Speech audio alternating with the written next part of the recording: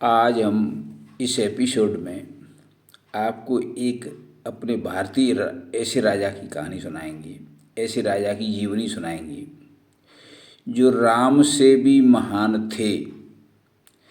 परंतु राम के जीवन पर रामायण लिखा गया है और रामायण पहले संस्कृत में लिखा गया, फिर हिंदी में लिखा गया, फिर अलग अलग भाषा में राम के जीवन को लिखा गया है। इसलिए राम को लोग ज़्यादा जानते हैं। परंतु राम से भी महान एक संत शासक हुए हैं और राम के ही वंश में उनकी जीवनी सुनाना चाहता हूँ मैं आपको। राम के वंश में अयोध्या के शासक थे भागीरथ जी, महाराज भागीरथ जी, जो राम से 10-15 पीढ़ी पहले थे। भागीरथ जी की कहानी बड़ी ही प्रेरणाप्रद है। भागीरथ जी के पिताजी एक युद्ध में मारे गए थे, तो इनको भागीरथ जी को बहुत कम आयु में 10 साल की, 8 साल की, 10 साल की आयु में ही इनको शासक बना दिया गया था। लेकिन ये स्वभाव से बड़े ही तपस्वी त्रायप आदमी थे। ये राज्य का संचालन करते थे, परंतु बड़े ही बैरागी स्वभाव के थे, सहज भाव के थे, दयालु थे। और कभी कभी वो दान पुण्य करते समय ये सोचते थे कि ये जो धन जिसको मैं दान दे रहा हूँ, ये मैंने जनता से कर के रूप में लिया है, तो इसमें मेरा दान क्या है, ये तो जनता का दान है। इस तरह के बैरागी आदमी थे कि वो बहुत गहराई से हर सब्जेक्ट को सोचते थे। 18 साल की आयु तक पहुँचते पहुँचते उनको इतना बैराग हो गया था कि वो राज्य से बिल्कुल भी लगाव नहीं रखते थे। राज्य का कार्य कर्तव्य बस करते थे, बाकी वैसे कोई लगाव नहीं रखते थे। एक बार इस बैरागी स्वभाव के कारण महाराज भागीरथ अपने गुरुजी के पास आश्रम पर पहुँचे। महाराज भागीरथ के गुरुजी त्रितल महाराज थे, त्रितल ऋषि थे।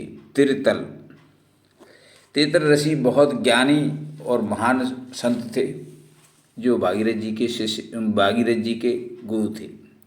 तो उन्होंने अपने मन की व्यथा सुनाई कि गुरुजी, मैं राज्य से ज़्यादा लगाव नहीं रखता हूँ। मेरा मन करता है कि मैं तपस्या करके और भगवत भजन करके भगवान का साक्षात्कार करूं और अपने विचारों को मजबूत बनाऊं, ऐसा मेरा मन करता है। महाराज त्रिताल ऋषि ने अपने शिष्य का ये विचार सुनकर के बड़ी प्रसन्नता हुई कि मेरा शिष्य आध्यात्मिक विचार का है। तो हर गुरु अपने शिष्य की उन्नति जल्दी चाहता है। तो आध्यात्मिक ऋषि होते हैं, वो आध्यात्मिक उन्नति चाहते हैं। तो उन्होंने भागीरथ से कहा कि भाई, आप का राज्य करने में मन नहीं लगता है, वैराग्य लेना चाहते हो तो ले सकते हो। आप लोग, आप अपने शत्रु को अपने राज्य को दे जाओ और आप सन्यासी हो जाओ। ये सामान्य सलाह एक अच्छे संत ने दी थी।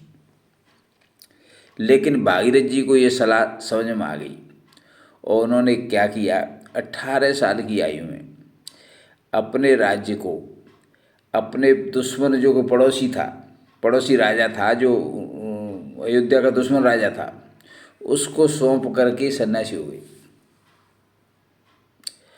और अपने राज्य से बाहर दूर जा कर के, जहाँ उनको कोई शकल से नहीं जानता हो, वहाँ जा कर के जंगल में उन्होंने तपस्या की।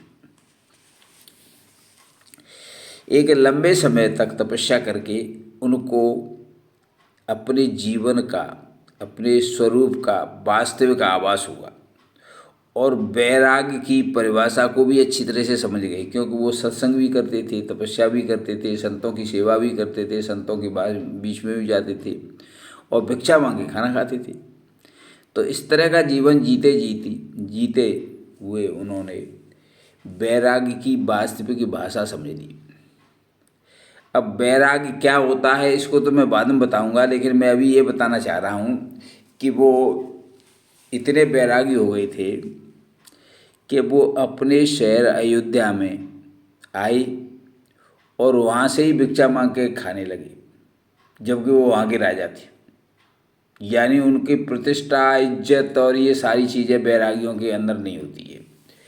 उनके वैरागी वो होते हैं जिससे संसार की इज्जत से राग नहीं हो, संसार की इच्छाओं से राग नहीं हो, उसको वैरागी कहते हैं। खैर, और फिर वो क्या हुआ कि तपस्या करने के बाद में अपने गुरु के आश्रम में रहने लग गए, त्रिताल जी के आश्रम में। कुछ समय बाद एक पड़ोसी राजा का देहांत हो गया। उस पड़ोसी राजा के कोई संतान नहीं थी। निसंतान देहांत हो जाने की वजह से राज्य की व्यवस्था बिगड़ने लगी। तो शहर के संभ्रांत आदमी ऋषि के आश्रम में आई, त्रितल की ऋषि के आश्रम में आई और उनसे पूछा, गुरुजी कोई ऐसा राजा हमें बता दीजिए जो हमारे शासन को संभाल सके। त्रेता युग में ऐसा कुछ नहीं था कि कोई राज्य चाहे जो राजा बन जाए। राजा बनने के लिए बहुत त्याग करना पड़ता था। आजकल के मुख्यमंत्री प्रधानमंत्री रिश्वत खाने के लिए राजा मुख्यमंत्री प्रधानमंत्री ऐसा नहीं था। पहले राजा वो बनता था जिसके अंदर बहुत बड़ा त्याग हो, बहुत बड़े तपस्वी हो, उसको राजा बनाया जाता था। तो ऋषि त्रितल जी ने कहा कि भाई अब मेरे आश्रम में अयोध्या के भूतपूर्व राजा भागीरथ जी आए हुए हैं, आप चाहो तो उनसे बात करके देख लो, अगर वो आपके राज्य को संभाल सकें तो वो संभाल सकते हैं। तो सभी मंत्रिमंडल के सदस्य भागीरथ जी से मिले और उन्होंने कहा कि महाराज हमारे राज्य के राजा का निधन हो गया है और उनके कोई औलाद है नहीं, इसलिए उस राज्य को आप संभाल लें तो अच्छा रहेगा, क्योंकि आप धर्मात्मा अच्छे विचार के राजा हैं और राजा रह भी चुके हैं, इसलिए आप हमारे राज्य को संभाल लें। भागीरथ जी ने तपस्या के बल पर, भागीरथ जी ने सत्संग के बल पर ये समझ लिया था कि त्याग क्या होता है। राज्य करते हुए भी त्यागी हो सकता है, राज्य नहीं करते हुए भी त्यागी हो सकता है। उस किसी चीज़ का त्याग होता है मन में उसकी आसक्ति नहीं रहना, उसको त्याग कहते हैं। इस बात को समझ गए थे। तो भागीरथ जी ने उनके राज्य को संभालना स्वीकार कर लिया और वो राजा बन करके राज्य करने लगे। भागीरथ जी की इतनी बढ़िया त्याग नीति को देख करके उनके जो शत्रु राजा थे, जिनको वो अपने राज्य को, अयोध्या के राज्य को दे करके तपस्या के लिए चले गए थे, वो शत्रु राजा भी बड़े प्रभावित हुए और उन्होंने भागीरथ जी से निवेदन किया कि श्रीमान जी, जो आप हमें राज्य दे के गए थे, हम आपको राज्य को लौटाना चाहते हैं। भागीरथ जी ने वो अयोध्या का भी राज्य ले लिया। इस तरह से उनका राज्य का काफ़ी बड़ा विस्तार हो गया, क्योंकि एक जगह के राजा तो पहले से ही थे और फिर अयोध्या का राजा और मिल गया। तो इस तरह से उनका राज्य भी काफ़ी बड़ा हो गया और बड़े राज्य को बड़े धर्म के आधार पर, बड़ी दया के आधार पर, बड़े अच्छे आचरणों के आधार पर शासन करने लग गए। कुछ शासन करने के बाद में उनके गुरुजी ने बताया था कि आपके पूर्वज महाराज सगर, इनके 60,000 पुत्र थे। उन सगर के पुत्रों को महर्षि कपिल ने श्राप देकर के भस्म कर दिया था। महर्षि कपिल ने श्राप देकर के भस्म कर दिया था। उनका उद्धार नहीं हुआ है, वो अभी भी प्रेत योनि में पाताल लोक में हैं। तो आप चाहो तो उनका परिश्रम करके, तपस्या करके उनका उद्धार कर सकते हो। तो भागीरथ जी ने अपने गुरु से पूछा कि मैं अपने मृतक पूर्वजों का उद्धार कैसे करूं? तो उनके गुरु ने बताया कि आप गंगा नदी को किसी तरह से जमीन पर ले आओ और गंगा नदी के पानी से उस जगह को सींचो जिस जगह पे उनको भस्म किया गया था, तो आपके जो पूर्वज हैं जो प्रेत योनि में पड़े हुए हैं उनका उद्धार हो जाएगा, ऐसा उन्होंने बता दिया। तो उन्होंने अपने राज्य को मंत्रियों को संभलवा दिया कि भाई आप लोग राज्य को करिए, मैं तपस्या करने जा रहा हूँ। तो मंत्रिमंडल राज्य को संभालने लग गए और भागीरथ जी जाकर के हिमालय पर्वत पर एक गुफा में बैठ करके उन्होंने तपस्या की। तपस्या करके शिव जी को प्रसन्न किया, तपस्या करके गंगा मैया को प्रसन्न किया, और गंगा मैया को प्रसन्न करके गंगा मैया से निवेदन किया कि भाई माँ आप पृथ्वी पर थोड़ा बहने लग जाओगी तो मेरे पूर्वजों का उद्धार हो जाएगा। गंगा मैया राजी हो गई और गंगा मैया की प्रवाह को तेजी से गिरने वाली थी तो काफ़ी नुकसान कर सकती थी, इसीलिए उनके प्रवाह को रोकने के लिए महादेव जी भी राजी हो गए और महादेव जी ने अपने लटों में, अपने बालों में गंगा को घुमाते हुए गंगा का प्रवाह भी कम किया। ये आपने इतिहास में पढ़ा होगा। खैर, इस तरह से भागीरथ जी ने कई साल तपस्या करके गंगा को वो पृथ्वी पर उतार के लाई और अपने पूर्वज जो सगर के 60,000 पुत्र थे जो कि इनके पूर्वज थे उनका उद्धार किया। और फिर वो दोबारा तपस्या करने के बाद में फिर शासन किया उन्होंने, और शासन करने के बाद में फिर चौथेपन में आकर के फिर वो तपस्या करके अपनी मुक्ति करके दुनिया से चले गए। अब मैं आपको ये बताना चाहता हूँ कि भागीरथ जी ने, महाराज भागीरथ जी ने अपने राज्य का त्याग किया था। राम ने भी अपने राज्य का त्याग किया था, पर अपने पिता के कहने से किया था। यानी पिता का सम्मान करने के लिए या पिता की बात को रखने के लिए राम ने राज्य का त्याग किया था और जंगल में रहे थे, तपस्या की थी या जंगल में रहे थे, संतों की तरह से जंगल में रहे थे। कितने साल? 14 साल तक। भागीरथ जी ने किसी को खुश करने के लिए नहीं बल्कि अपनी स्वेच्छा से त्याग किया था, अपने विचारों की वजह से त्याग किया था, अपने बैराग की वजह से त्याग किया था। तो आप कल्पना कीजिए कि राम का राज्य का त्याग करना और भागीरथ के राज्य का त्याग करने में कितना अंतर है। भागीरथ का राज्य का त्याग करना ज़्यादा अच्छा और उत्तम है राम के राज्य त्याग करने की तुलना में। इसका मतलब है भागीरथ की महानता, भागीरथ जी की महानता राम की महानता से भी ऊपर है। अब आता है प्रश्न दूसरा कि राम ने अपने पिता को खुश किया था जो कि जिंदा थे, और भागीरथ ने दोबारा जो तपस्या की थी वो अपने उन पूर्वजों को उद्धार के लिए तपस्या की थी जो पूर्वज मर चुके थे, जिनको खुश करना नहीं था, जो प्रेत योनि में चले गए थे, मर चुके थे, उनके लिए तपस्या की थी। तो दोनों के त्याग में अंतर कितना है? भागीरथ का त्याग राम के त्याग से भी बड़ा है। तीसरी बात, राम ज्ञानी थे, राम ब्रह्म ज्ञान के ज्ञाता थे, इसलिए उन पर दुख सुख का असर नहीं पड़ता था। राम ब्रह्म ज्ञानी थे, इसलिए वो सारे व्यवहारों को बहुत अच्छी तरह से करते थे।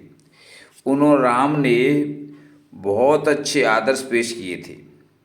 राम ने भाइयों से व्यवहार कैसा करना चाहिए, पत्नी से व्यवहार कैसा करना चाहिए, माँ बाप से व्यवहार कैसा करना चाहिए, प्रजा से व्यवहार कैसा करना चाहिए, इसके लिए आदर्श कायम किए थे। ये तो बिल्कुल सही बात है और जिसको रामायण में बड़ी अच्छी तरह से लिखा गया है।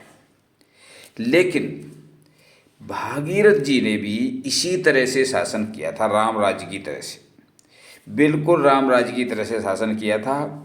और राम ने राज्य अपने भाई को दे करके चले गए थे और दोबारा भी अपने भाइयों के साथ में स्वयं ने राज्य को संभाला था और अपने राज्य के आदर्श कायम करने के लिए पत्नी का भी त्याग किया था। ये त्याग तो थे ही उनकी, इसलिए उनको देवता, भगवान, परमात्मा का अवतार, ईश्वर हम लोग मानते हैं। और उन राम की हम भगवान की तरह से पूजा करते हैं, भगवान की तरह से उनका कीर्तन का गान करते हैं। लेकिन क्या भागीरथ की कार्यशैली, भागीरथ का चरित्र, भागीरथ का ज्ञान, भागीरथ की तपस्या, भागीरथ का त्याग कम था? लेकिन भागीरथ के लिए रामायण नहीं लिखी गई है। और ये भागीरथ के जीवन के बारे में हमारे पुराणों में लिखा हुआ है, लेकिन बहुत शॉर्ट में लिखा है, बिल्कुल सरल भाषा में लिखा है, जिसको लोग एक बार पढ़ करके छोड़ देते हैं। असल में देखा जाए तो भागीरथ जी की जो चरित्र था वो इतना बढ़िया था कि राज्य रहे तो भी कोई बात नहीं है, राज्य आ जाए तो भी कोई बात नहीं है, राज्य चला जाए तो भी कोई बात नहीं है। यानी समदृष्टि के आदमी थे, इतने बड़े ज्ञानी थे कि राज्य को तिनके की तरह छोड़ देते थे। आज एक कोई घर को छोड़ना चाहे या अपने कमरे को छोड़ना चाहे तो छोड़ेगा नहीं, बड़ा भी दुख होगा, लेकिन उन्होंने पूरे राज्य को ही छोड़ दिया। इतने तपस्वी आदमी थे, इतने ज्ञानी आदमी थे, और राज्य किया, शासन किया तो बड़े त्याग से शासन किया। उनके अंदर ये भावना रहती थी कि मेरे पास जो धन है, मेरे खजाने में जो धन है, वो जनता का धन है, जो कर के रूप में जनता से मेरे पास आता है वो धन है। इस धन का प्रयोग मैं अपने सुख सुविधाओं के लिए नहीं करना चाहिए, ये ऐसा भागीरथ जी खुद सोचते थे। और वो उस धन में से कुछ निश्चित वेतन लेकर के, वेतन के रूप में कुछ लेते थे और उतने से ही गुजारा करते थे, ऐसा उनके उसमें पुराणों में लिखा हुआ है। तो जो शासक कर द्वारा लिए गए धन को अपव्यय नहीं करता है, जो शासक टैक्स द्वारा लिए हुए धन का अपव्यय नहीं करता है, वह शासक उत्तम शासक होता है। आजकल के जो शासक हैं वो जनता से कर लेते हैं और कर से उस कर का प्रयोग वो अपनी सुख सुविधा में भी खर्च करते हैं। जनता पर 100 रुपये में से 20 रुपये खर्च करेंगे, 80 रुपये अपने अपनी सुविधाओं के लिए खर्च करेंगे। तो ये शासक काय की है? इनको शासक नहीं होना चाहिए। पर व्यवस्था है, युग भी बदल गया है। उस जमाने में त्रेता युग था और राम के जन्म से पहले का उनका जन्म हुआ था, तो निश्चित रूप से उस जमाने में लोग सद्विचार के आदमी ज़्यादा थे, इसलिए शासक भी सद्विचार के हुआ करते थे।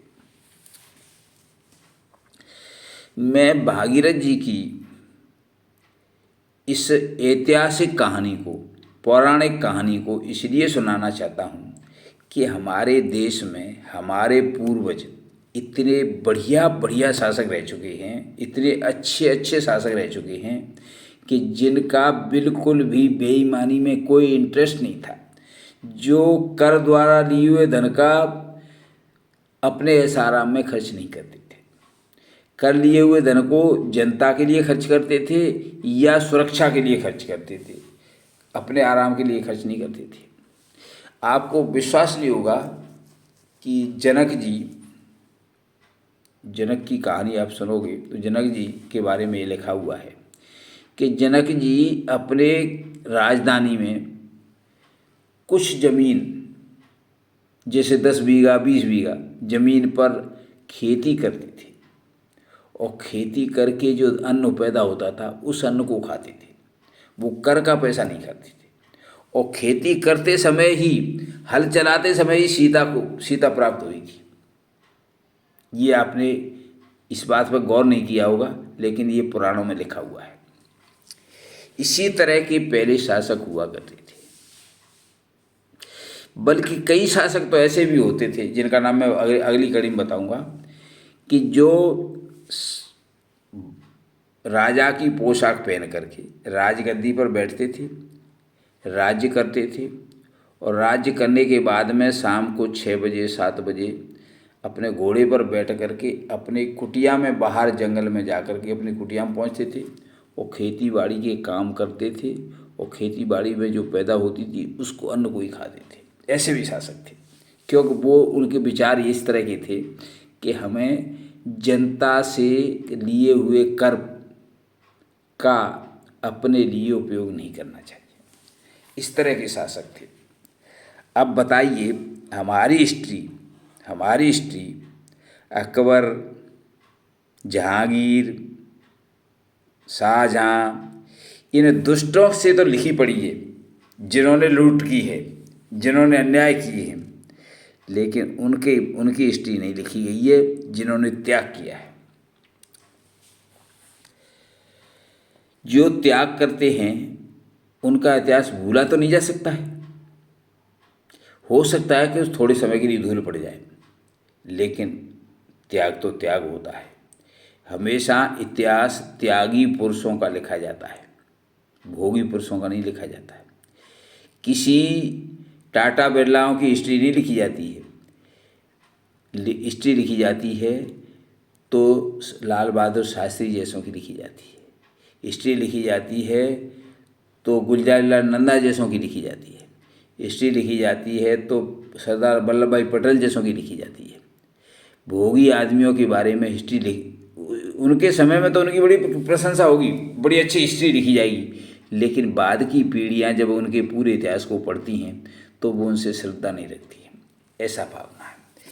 अब प्रश्न ये उठता है कि यदि हम अपने पूर्व के हिंदुस्तानी विचारधारा के शासकों के बारे में पढ़ें, सुने, तो हमारे अंदर अच्छे आदर्श उत्पन्न होंगे, हमारी जनता के अंदर भी अच्छे आदर्श उत्पन्न होंगे।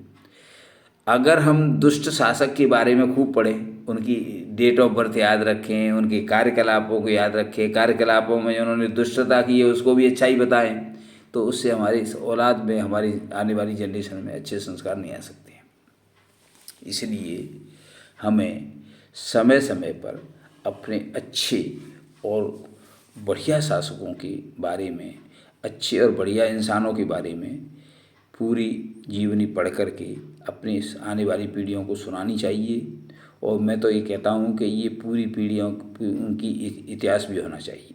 इतिहास में ये सारे महापुरुषों के बारे में, महान राजाओं के बारे में जीवन शैली और उनकी कार्यशैली को लिखा जाना चाहिए।